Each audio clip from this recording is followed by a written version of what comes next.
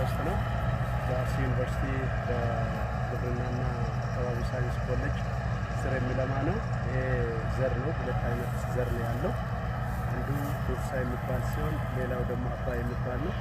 በአጠቃላይ 12 ሄክታር ላይ ነው ያረፈው። ይሄ ፕሪቤዚክ ነው የዘራ ነው። አሁን ቤዚክ ይሆናል። በተለይ ዱርሳው ብሪደር ሲድ ነው የዘራን፣ ምርምር ነው የሰራንበት። አሁን ፕሪቤዚክ ነው፣ ደግመን ደግሞ የምንዘራ ነው ማለት ነው። ሌላው ደግሞ ሰፊ መሬት ላይ ያረፈው አባይ ነው የሚባለው። አባይ ዝርያ ፕሪቤዚክ ነው የዘራን። ከዛ አሁን ቤዚክ ነው ማለት ነው የምናጭደው።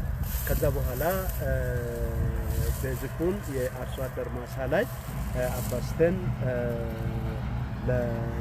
በሰፊው ለማህበረሰቡ ለማዳረስ እንሰራለን ማለት ነው።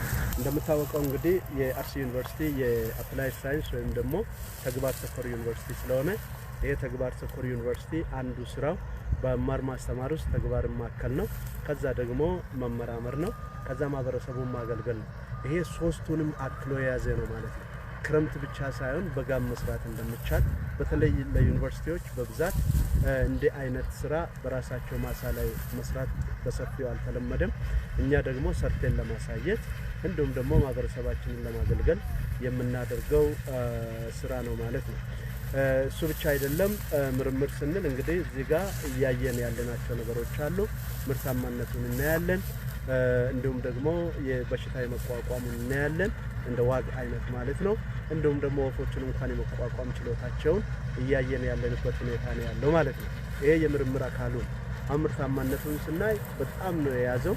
ከዚህ በሄክታር መጥቶ ያዩም ሰዎች እኛም ደግሞ ስንገምተው ከ50 እስከ 60 ኩንታል እናገኛለን የሚል ነው። በዛ ላይ ዘር ነው፣ በጥንቃቄ ነው የተሰራው። ይሄ ማለት እንግዲህ ከዚህ ላይ እስከ ከ12 ሄክታር እስከ 600 ኩንታል እንጠብቃለን ማለት ነው። ይሄ በጣም ትልቅ ግባት ነው ማለት ነው የሚሆነው ለማህበረሰባችን። በተለይ ወደ ማህበረሰቡ ወጥተን ደግሞ ከማህበረሰቡ ጋር የመንግስትን የኤክስቴንሽን መዋቅር ተጠቅመን ደግሞ ስንሰራ ከዞኖች ጋር ከወረዳዎች ጋር ሆነን አሁን አርሶ አደሮችን ለይተናል።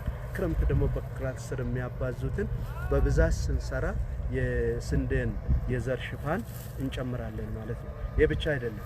ማዶ ላይ እንደምታዩት እኛም እስከ 100 ሄክታር የሚሆን ነው ዘንድሮ በክረምቱ የስንዴ ዘር የምናባዛበት ማለት ነው።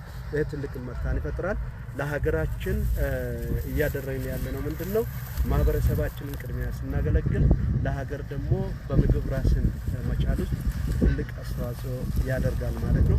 በተለይ ደግሞ ሀገራችን ስንዴን ከምግብ ዋስትናም አልፎ ወደ ውጭ እንኳን ወደ መላክ እየሄደች ስለሆነ በዚህ ውስጥ ትልቅ አስተዋጽኦ ያደርጋል የአርሲ ዩኒቨርሲቲ የሚል እምነት ነው ማለት ነው የሚኖረው።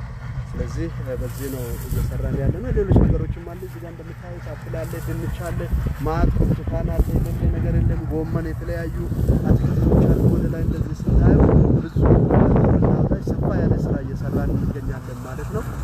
ስለዚህ በጋራ ሁሉም ይህንን የሚያዩ አርሶ አደሮችም እንደገና የመንግስት አካላትም አብረን እንድንሰራ በዚህ አጋጣሚ አብረን ስንሰራ ይሄን ኮምባይነር ሳይቀር ተጠቅመን እኛም ደግሞ ትራክተሮቻችንን የምንሰጣቸው የኩልምሳ ግብርና ምርምር አካባቢያችን ላይ ስላለ አምኖ ስለምሰጠን ከተመራማሪ እጅ ያልወጣ ዘር እየሰጡን ስለሆነ እኛም በጥንቃቄ እያባዛን ስለሆነ ላቅ ያለ ምስጋና ነው የምኖረን። ግብርና ሚኒስቴር ሁሉም በየደረጃው እያገዙን ስለሆነ ከተማውን ውሃ እንድንጠቀም በማድረግ ዞኑም ደግሞ አርሶ አደሮችን በመለየት እንዲሁም ደግሞ የአርሶ አደር ቀንን አዘጋጅተን እዚህ ጋር መጥተን ስናሳያቸው አብሮ በመሆን እያስተዋወቁ ስለሆነ አርሲ ዩኒቨርሲቲ ተልእኮውን ከግብ እንዲያደርስ ከማድረግ በተጨማሪ ምርትን ማገዝ ትልቅ ሚና እየተጫወቱ ስለሆነ እናመሰግናለን ማለት ነው። ለወደፊትም አብረን እንድንሰራ ከጎናችን እንድቆሙ አብረን ማሽነሪዎችን አንዳንድ ዚጋ ማሳየት የምንፈልጋቸው አሉ።